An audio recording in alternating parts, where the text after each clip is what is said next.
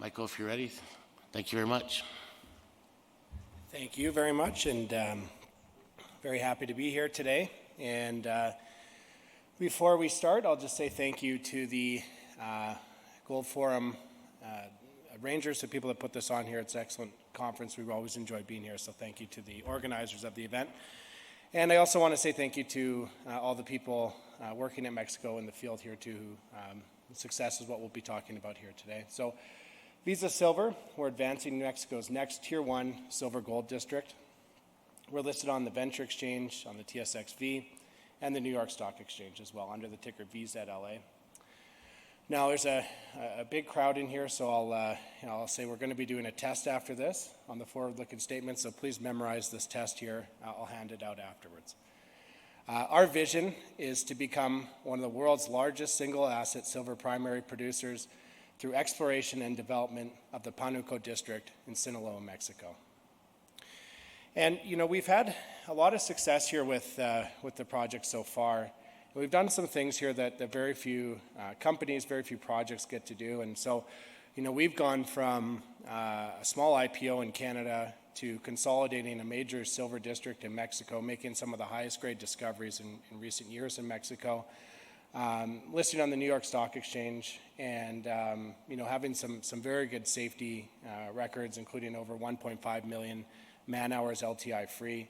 And our most recent resource, which we put out in January of this year, is, as Michael Gray of Agentis likes to put it in his report on Vizsla, the world's largest undeveloped high-grade silver resource. So we have an indicated resource of about 105 million ounces and an inferred resource of about 114 million ounces. Earlier this year, with Agentis' help, we were able to put together a technical committee with Dr. Peter McGaw and the Prismo Metals team, and we're joint exploring the district here now. Later this year, we expect to put out our initial sustainability report for the Pánuco property. And then in the new year, we are aiming to put in an updated resource, which I expect to be quite substantial, and likely combine that with initial project PEA. So, you know, the question is, why would we go from advanced exploration and, you know, having a lot of success finding high-grade silver all across this district that we consolidated, you know, moving into the de-risking development stage? And the answer, I think, is you look at Silvercrest and Mag Silver, and you can see the initial exploration success exuberance represented in the early chart, followed by a long upward trend, which is demarcated by PEA and the initial de-risking of a project. And in Vizsla's case, I think it's going to be important to demonstrate that this is a project that not only has a very large resource, but also has the characteristics that allow it to be developed with a low capex and become a very large producer of silver and gold. So we have multiple near-term catalysts, 90,000 meters planned for this year that will complete by the end of the year. We are going to update the Pánuco resource and the economics coming in 2024, building on a very large resource. We have significant discovery potential. Pánuco, I believe, has a 1 billion ounce silver equivalent potential, very similar to San Dimas, which is about 80 kilometers away. But unlike San Dimas, this is a vastly underexplored district with only 43 of more than 160 identified targets having been drilled by Vizsla. Our resource sits on less than 10% of the known veins. We have an expedited pathway to production, which is a very important feature here for Vizsla. The project has excellent access. It's near major infrastructure. It's about an hour away from the city of Mazatlan, which has rail, port, and also importantly here, there's centuries of historic small-scale mining. There's never been large-scale commercial mining, but there's certainly evidence and significant small-scale development here. And the roads, the workings, these types of things all lead into you know, expedited pathway to production. We have a strong in-house technical team and very strong board guidance with Simon Smirlik on the board. Simon, COO of Ausenco Engineering, one of the world's largest mine builders, having recently completed the Las Chispas mill build in Sonora. And our team, Marty Dupuy, COO, ex-Pan American, our Director of Mexico, ex-Agnico Capstone, our Director of Project, ex-Agnico, ex-First Majestic. So we have a lot of development experience within the company. We are well funded for the ongoing exploration and development this year and beyond into our milestones that we mentioned here. With over $35 million in cash, we have zero debt, we have a very strong shareholder base, including strong insider ownership. Now, as I mentioned, the project sits here in northwest Mexico, about an hour outside of the city of Mazatlan. Actually, really quite a short flight here from this Colorado Springs conference. If we wanted to get there, we would just fly to Mexico City, take a short an hour and a half flight from Mexico City to Mazatlan, and then we could make the hard decision if we wanted to turn right and go right from the airport up to the project in less than an hour, or if we wanted to go to the beach very close by and check into the hotel. So, you know, there's excellent access. It's really quite incredible how blessed this deposit is here with access. Those two highways that you see crisscrossing the property, they leave from Mazatlan and go to the city of Durango, Durango being a major mining hub for Mexico as well. And so I'll point out, you know, this project is situated along the Silver Highway in western Mexico, very close to First Majestic's San Dimas mine, only 80 kilometers away, which I think is an excellent analog. It's 100% owned. We consolidated this project for the first time in modern history. It's district scale. It's now over 7,200 hectares in land package, and it's never been systematically explored.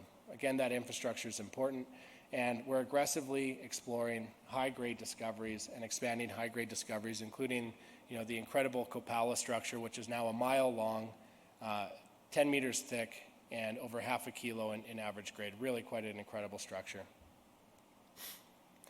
You know, to give you an idea of the scale here of the Pánuco district, this is the island of Manhattan superimposed over the project. It's about 14 kilometers wide, 7 kilometers deep. Our focus is really there in the lower east side and the financial district. It's such a small portion of this overall district where we have the rest of the project or the rest of the island to explore here as we like to look at it. So we are adding more concessions, the project's getting bigger, but the district that we have is really quite incredible in scale. Now the resource, you know, we've been talking about this resource since January, and you know, it's 105 million ounces in indicated, grading a silver equivalent grade of pardon me, where is the grade here? About 437. In inferred, it's 491 gram silver equivalent for 114 million ounces. But what I think is important here is, you know, sometimes when you get over a certain size in silver is to compare this in gold, and you know, we're a 60-40 split silver gold, but you know, to look at this in gold terms, we're at over 1.4 million ounces in indicated and 1.5 million ounces in inferred at very good grade as well. So, you know, for a company to go from consolidation to now in gold equivalents about 3 million ounces, but also in silver terms here, over 105 million ounces in indicated and 114 in inferred. You know, that's really an incredible thing to do in a short period of time. Something that you only really see in tier one assets. And of course, you know, this resource that we're working towards is likely going to show, you know, meaningful growth as well. One thing we also like to point out here, and it's applicable for the next slide, is that the project is largely insensitive to cutoff grade in terms of overall ounces, but in terms of grade, you know, the grade profile rises significantly. We like to point people towards the 250 gram cutoff. And indicated, you know, a modest decrease in ounces, but a significant increase in grade here. So 594 for equivalent grade at the 250 in indicated, and 647, so almost 650 for inferred, and Copala driving a lot of that value there. So, you know, this is how we visualize the overall silver universe here. So we put Meg and Juanicipio on the left-hand side there. That's representative of their 44% ownership of the project. Las Chispas to the right of it, Aya as well. And you can see, you know, with Vizsla's Pánuco, 150 gram cutoff in the middle, and then the 250 gram cutoff represented a little further to the right. How very well it compares to Meg's Juanicipio and shows, I think, in short time here, we will be, you know, one of these very large, high-grade resources in Mexico, moving through the development curve and adding value for shareholders. And this is driven by the center of mass in the west here, that encompasses the Copala vein, the Napoleon vein, the Tajitos vein, and most recently the La Luisa vein, which now is in our 4 kilometer radius here. And this is where we'll be making, our steps towards development here in the coming weeks and months and years as we de-risk and drive forward this project. The west is where 95% of our resources are, and there's a huge amount of immediate upside exploration here as well, certainly where we see that untested area in the middle of the cross-section. So Copala, as I mentioned, now a mile of thick, high-grade mineralization and still growing. It's completely open along strike, open in all directions except for up because it's very close to surface. It really is that monster in the making for our district, but I do believe there's going to be more of these discovered as well. So just to talk about the size there, it's 51 million ounces of silver equivalent at over 500 grams in the indicated category, and inferred, we're talking about 55 million ounces at 617. Again, 10 meters thick, probably the thickness of this room here, and a mile long and continuing to grow. So a very obvious and very exciting potential area for first development for us. We are incrementally expanding this major structure here, and we're stepping out 50 to 100 meter step outs, drilling to the north about 400 meters beyond the current resource. And, our infill drilling has been quite successful. I expect we should have a news release out on that shortly here. So Copala continues to grow. Cristiano, which is adjacent to Copala, represents also early high-grade feed source for the project. The inferred category is actually very high grade there, 900 grams silver equivalent inferred. And both Cristiano and Copala, I should mention, are really precious metal structures. They're not lead and zinc heavy.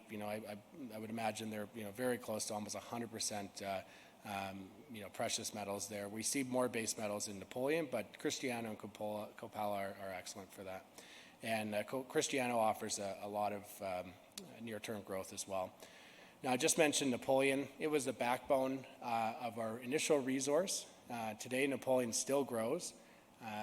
We're very impressed by Napoleon.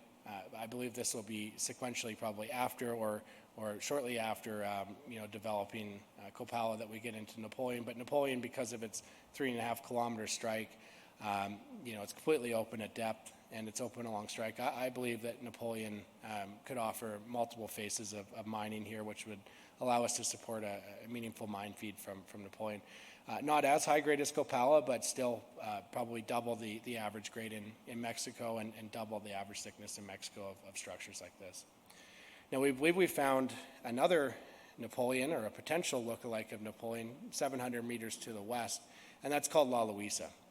We made really some very nice discovery holes here early on, and just a few weeks ago we announced 11 meters of 750 gram silver equivalent true width drilling to the south of what we see here on this diagram.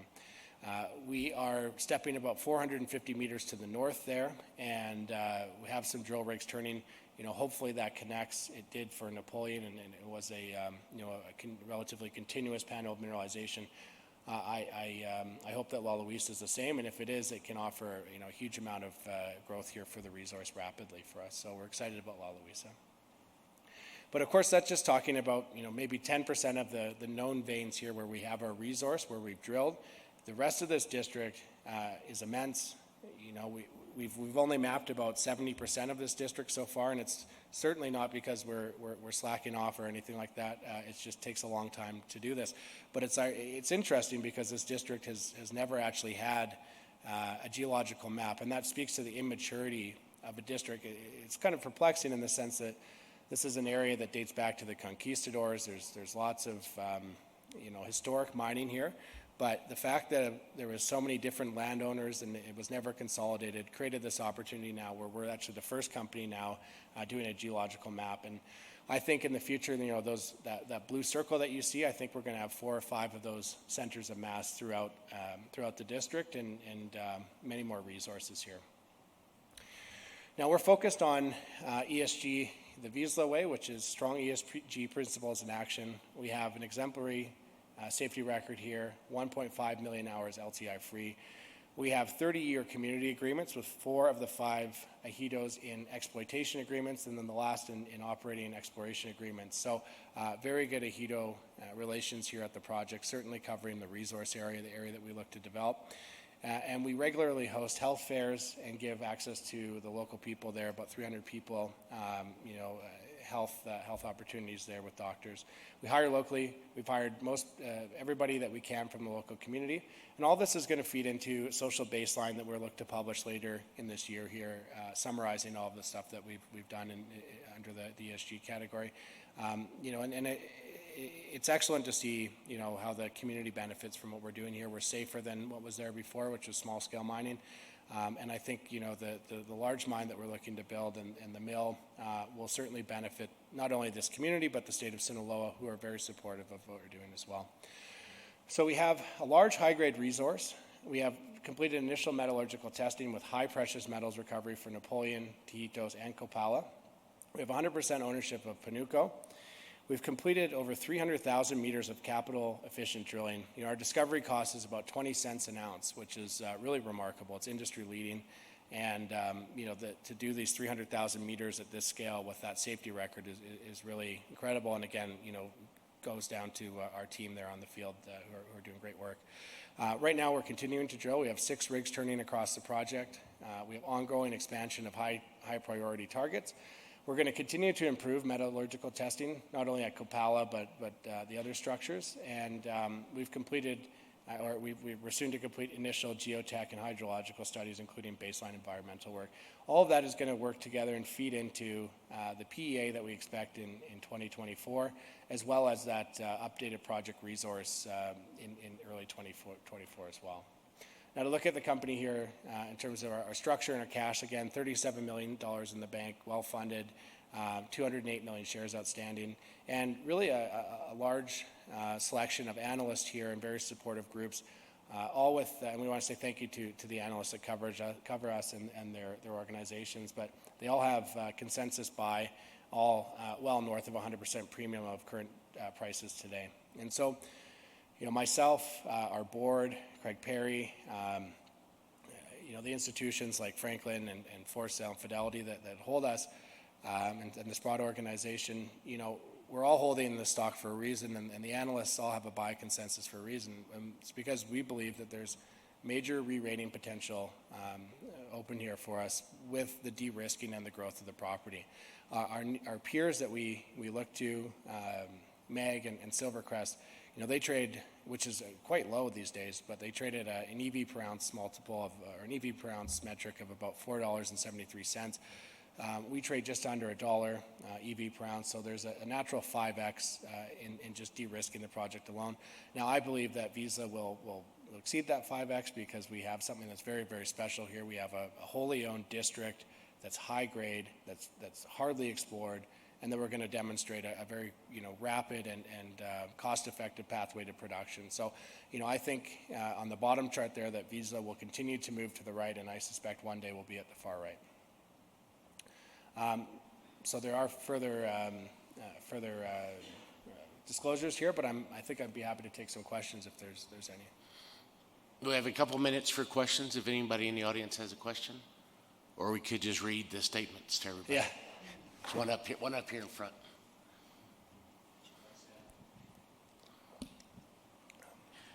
Yeah, thanks. Michael, with Copala being a blind discovery, and you mentioned potentially there being others. I don't know if that's partly collaboration with your technical committee and some of the targets you're developing, but is it tempting to explore more and try and get bigger critical mass, or do you feel comfortable you have critical mass and you can come up with an economic study, put a pin in it to start? Well, I think, as these resources have been, the economic study it'll be the start of development, but it'll also be a point in time.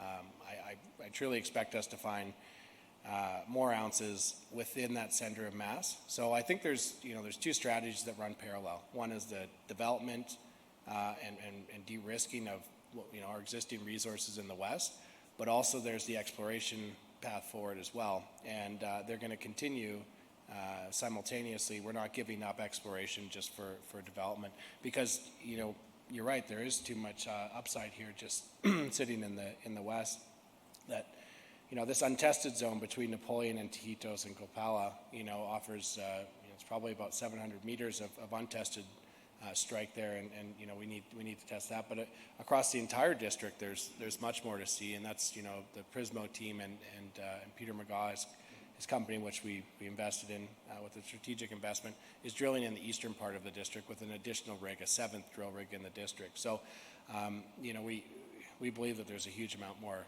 for us to discover, and we're certainly not giving up that exploration path as well. Thank you very much. I think we're out of time and appreciate the presentation.